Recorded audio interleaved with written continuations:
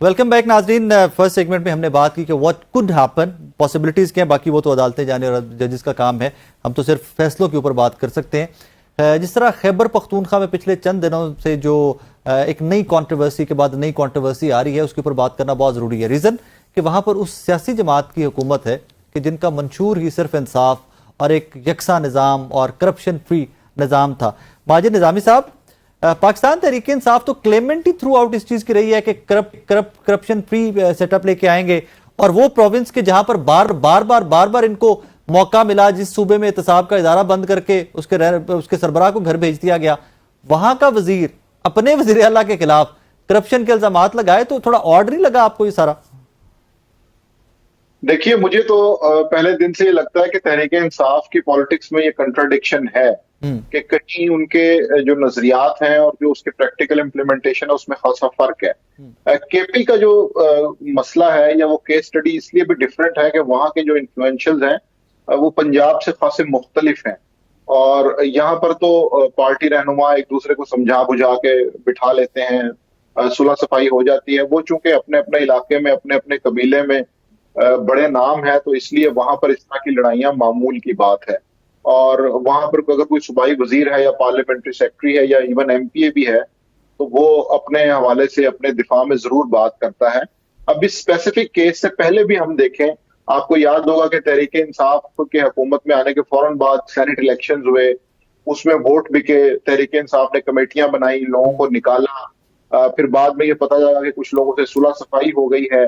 फिर ये भी सुनने में आया कि आपने दूसरी पार्टी से पैसे लेने हैं तो आप हमसे पैसे ले लें और वोट हमारी पार्टी के ही आदमी को दें।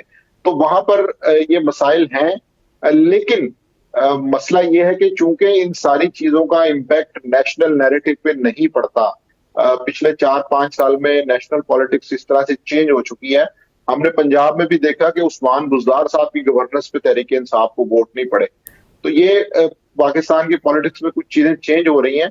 तो केपी के अंदर ये मसला पहले दिन से है। वैसे यहाँ पे रुकिएगा जरा माजिद साहब, कि अगर उस्मान बुज़दार साहब की परफॉर्मेंस पे वोट पड़ता तहरीक इंसाफ को, तो फिर क्या मंजरनामा होता?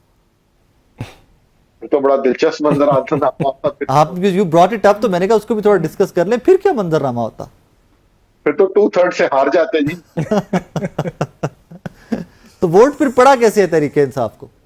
यही मैं बताने की कोशिश कर रहा हूं कि जो नेशनल नैरेटिव है उसमें और परफॉर्मेंस में या गुड गवर्नेंस के अंदर एक बहुत बड़ा शिफ्ट आ चुका है, एक बहुत बड़ा गैप आ चुका है, जिसकी वजह से लोग नारों के ऊपर, वादों के ऊपर, मुल्की हालात को देख के वोट करते हैं। केपी के अंदर 2013 में जब परवेज खटक साहब की गवर्नमेंट आई थी, उसके बाद से ये सारे मसाइल इसी तरह से मौजूद हैं कि ठेकेदार को कमीशन किस तरह से मिलेगा, जो लोग कमीशन ले रहे हैं या जो दे रहे हैं वो कितने इन्फ्लुएंशियल हैं, तो वो बआसानी एक दूसरे से लड़ाई झगड़ा भी कर लेते हैं। और जिस तरह अभी हमने ये बात सुनने में आई कि अली अमीन गंडापुर को जब रेहान ज़ेब को टिकट देने की बात हुई, तो उन्होंने कहा कि जी मैं उनको संभाल लूंगा, हल्के को मैं देख लूंगा, तो जिसको हमने टिकट देनी है हम उसको ही देंगे। तो ये बात दुरुस्त है कि केपी के अंदर गवर्नेंस के हवाले से पीटीआई के मसाइल हैं, लेकिन वो छुप क्यों जाते हैं? क्योंकि नेशनल पॉलिटिक्स में इमरान खान साहब जेल में हैं, तहरीक इंसाफ के ऊपर पर्चे हैं, 9 मई हो चुका है। तो उस सारे सिनेरियो के अंदर ये जो एक पिक्चर है ये बिल्कुल दब के रह जाती है। साकिब साहब, डू यू एग्री के प्रोविंस लेवल पे कुछ भी होता रहे, इमरान खान साहब का वोट बैंक वहाँ का वहाँ है, उनकी पार्टी सपोर्ट, उनकी पार्टी बेस वहाँ की वहाँ वैसे की वैसे रहेगी?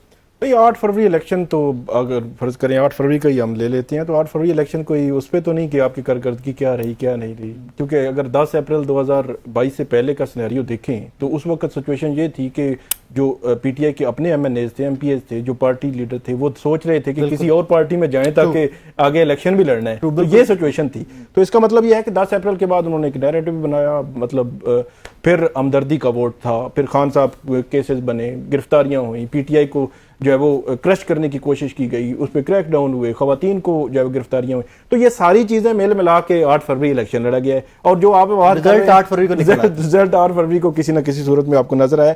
बाकी अमूमी तौर पर कारकर्दगी पर भी होता है। अब मुस्लिम लीग नून जो है अब वो आए गवर्नमेंट में, वो जैसी तैसी थी उन्होंने संभाली, पीडीएम चलाई और आगे चलकर 8 फरवरी को उसके रिजल्ट्स उन्होंने देख लिए। वो अल्टीमेटली आज भी रावलपिंडी में एक जगह हम बैठे थे तो आम लोग बात कर रहे थे, तो وہ مسلم لیگ نون سے تھے تو وہ عمران خان کا پوچھ رہے تھے تو اس طرح بات پی ٹی آئی کی کر رہے تھے کہ نہیں پی ٹی آئی کا دور بڑا اچھا تھا, مطلب ہم اندازہ لگائیں پی ٹی آئی کا دور بہت اچھا تھا وہ کہہ رہے تھے.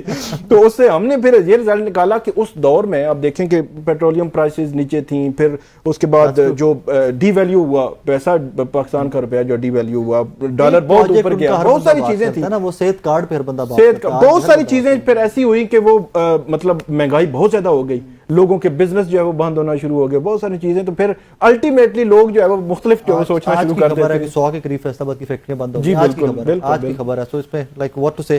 اچھا ماجد صاحب, اگلی 22 اگست ڈیٹ دے رکھی ہے تحریک انصاف نے ترنول میں جلسہ. واٹ ڈو یو تھنک اس میں پنجاب کی پارٹیسپیشن ہوگی اس جلسے میں؟ پنجاب کا مزاج آپ بڑے اچھے طریقے سے جانتے ہیں, پنجاب کے عوام کا اور سیاستدانوں کا وہاں کا. اور سیکنڈلی یہی کانٹروورسی جو شکیل خان ورسز علی امین گنڈا پور, یہ اس جلسے کے اوپر بھی افیکٹ ہوگی کسی طرح سے؟ جی مجھے نہیں لگتا کہ یہ کنٹروورسی جلسے پہ ایفیکٹ ہوگی. اس کی وجہ یہ ہے کہ کے پی سے جو لوگ آئیں گے انہوں نے ڈیفینیٹلی آنا ہے. بنیادی مسئلہ پنجاب کا ہے. پنجاب میں کیا تحریک انصاف کی تنظیم, اس کا سیٹ اپ اس قابل ہے کہ اس وقت وہ لوگوں کو نکال سکے؟ یہ سب سے بڑا سوالیہ نشان ہے. اور وہ جگہ بھی اس لیے رکھی گئی ہے کہ وہاں پر اگر پنجاب سے کوئی کمی بیشی ہوگی تو کے پی کے جو قافلے ہیں وہ جلسہ گاہ کو ذرا اچھا بنا دیں گے. لیکن مرکز پر کے پی کے جلسے جلوسوں کا میرا خیال ہے کوئی اثر نہیں پڑتا. اس کی وجہ یہ کہ وہاں پہ ان کی گورنمنٹ ہے. یہ ایسے ہی ہے جیسے پیپلز پارٹی اندرون سندھ کے اندر بڑے بڑے جلسے کرنا شروع کر دے اور وہ کہے کہ جی وہ مرکزی حکومت کو دباؤ میں لے آئے گی. تو اس لیے جب تک پنجاب کے اندر ایک احتجاجی تحریک منظم نہیں ہوگی اس وقت تک میرا خیال ہے مرکزی حکومت پر. اور واٹ ڈو یو تھنک کہ مروت صاحب پنجاب میں کچھ ایکٹیو ہو کے کچھ کردار ادا کر سکتے ہیں پنجاب؟ ابھی تو خاصا مشکل لگ رہا ہے. اس کی وجہ یہ ہے کہ یہاں پر پی ٹی آئی کے جتنے بھی لوگ ہیں وہ اس طرح سے ایکٹیو نہیں ہیں. اور دوسرا ایک اور چیز مجھے لگتی ہے کہ پنجاب کا جو تحریک انصاف کا ووٹر ہے وہ ووٹ دینے کی حد تک تو عمران خان کے ساتھ ہے, لیکن وہ اسٹیبلشمنٹ کے ساتھ کنفرنٹیشن میں شاید عمران خان کے ساتھ نہیں ہے. اس لیے وہ جلسے جلوسوں پر 9 مئی کو زمان پارک میں ادھر ادھر تو وہ نہیں آتے, لیکن وہ ووٹ دینے کے لیے ڈیفینیٹلی عمران خان کو چلے جاتے ہیں. ہم نے پنجاب کے ضمنی الیکشن میں بھی دیکھا, 8 فروری کو بھی دیکھا, اس کے بعد راجن پور میں ایک بائی الیکشن ہوا اس میں بھی دیکھا, بہاول نگر میں بھی دیکھا. تو بہت سی مثالیں ہیں. تو مجھے لگتا ہے کہ شاید پنجاب کا ووٹر جو تحریک انصاف کا ہے وہ عمران خان کے ساتھ تو ہے, لیکن وہ اس حد تک ساتھ نہیں ہے کہ وہ لڑنے مرنے پہ تیار ہو جائے اور وہ کہے کہ جی ہم اینٹی اسٹیبلشمنٹ کو انقلاب لے آئیں گے. تو میرا خیال ہے یہ چیز بھی تحریک انصاف کو سمجھنا پڑے گی. اگر انہیں پنجاب سے سپورٹ بیس نہیں مل رہی جلسے جلوسوں کے لیے تو پھر انہیں یہ سوچنا پڑے گا کہ انہیں اپنی اسٹریٹجی میں ایسی کیا تبدیلی لانی چاہیے کہ یہ سارے لوگ ان کے لیے جو اف یو ریممبر ایک دفعہ نواز شریف صاحب ہسپتال میں داخل ہوئے تھے اور اس کے بعد خواجہ آصف صاحب کی اپنی سٹیٹمنٹ آئی کہ جی ہمارا سابقہ وزیر اعظم ہمارا سپریم لیڈر پارٹی کا ہسپتال میں تھا, باہر 10 سے 15 کارکنان نہیں اکٹھے ہوتے تھے. جی بالکل, یہ میرا خیال ہے پنجاب کا عمومی مزاج ہے کہ وہ فیصلہ سازی میں یا پولنگ ڈے کے دن تو وہ اپنا فیصلہ سناتے ہیں, لیکن اس کے بعد یا اس سے پہلے انہیں کوئی خاص فکر نہیں ہوتی. اس کی وجہ یہ کہ 9 مئی ایک بہت بڑا دن تھا تحریک انصاف کے لیے, کیونکہ ان کا چیئرمین کو گرفتار کیا گیا تھا اور اسی پہ ہنگامے پھوٹ پڑے تھے. لیکن اس دن بھی اگر آپ مظاہرین کی تعداد دیکھیں تو وہ بڑی کیلکولیٹڈ تھی. وہ اس طرح سے نہیں تھا کہ ہم کہیں کہ کوئی جم غفیر یا کوئی لاکھوں کے مجمع تھے. بالکل وہ پرجوش کارکنان تھے, جوشیلے تھے. اللہ کا شکر کریں کہ وہ کم تھے, اس کے اوپر بھی شکر ادا کریں کہ وہ کم تھے. بالکل بالکل. تو وہ ان کو جب ہم دیکھتے ہیں تو پھر یہ پتہ چلتا ہے کہ شاید عمران خان صاحب کی جو سپورٹ بیس ہے وہ شاید اس حد تک آگے نہیں جانا چاہتے. Fair enough. ناظرین ایک چھوٹا سا بریک لیتے ہیں, بریک کے بعد واپس آئیں گے تو اس کی بھی دیکھتے ہیں ریزن کہ تحریک انصاف جب بھی کہیں پر جلسہ جلوس کرنا چاہتی ہے تو خیبر پختونخوا کے علاوہ این او سی آ جاتے ہیں. ثاقب بشیر صاحب سے جانیں گے کہ یہاں پر این او سی زاڑے آئیں گے یا معاملات یہاں پر ترنول میں جلسے کی اجازت ہوگی. ایک چھوٹا سا بریک, میرے ساتھ رہیے گا.